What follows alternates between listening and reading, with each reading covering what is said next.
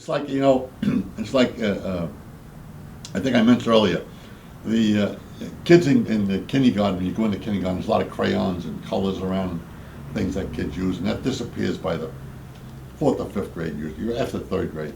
But even sometimes, in our need to create standardization, the kids draw a flower. And and I've seen this, I'm not gonna tell you where, but I've seen this, where the flower has to have a green stem and a yellow bud on top with a little bit of brown in the middle. That's the flower.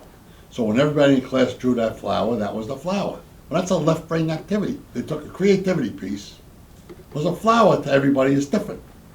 If I asked you to draw a flower, or you or anybody, the flowers would normally be different. So when everybody had the same flower, the teacher said, well, this is great. We all can draw a flower now.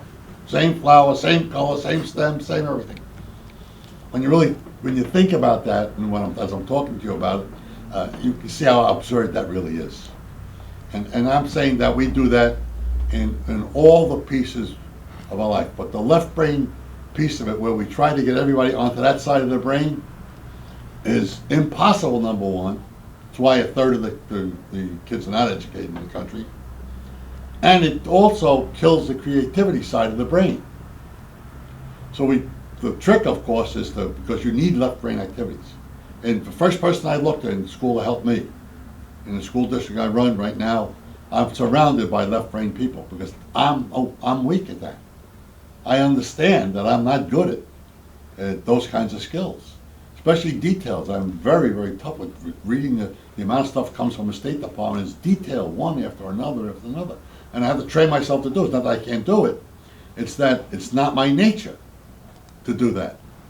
And the point I make is that if we force kids to do it, we are doing more harm than good.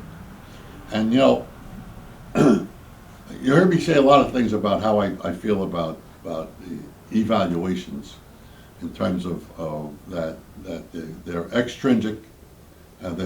They try to motivate people with an A or with a grade or with a score, and those are extrinsic motivations. So after the student leaves the school and there's no more A or B or whatever it is, what are they working for? Because they don't work to learn history, they work to earn an A.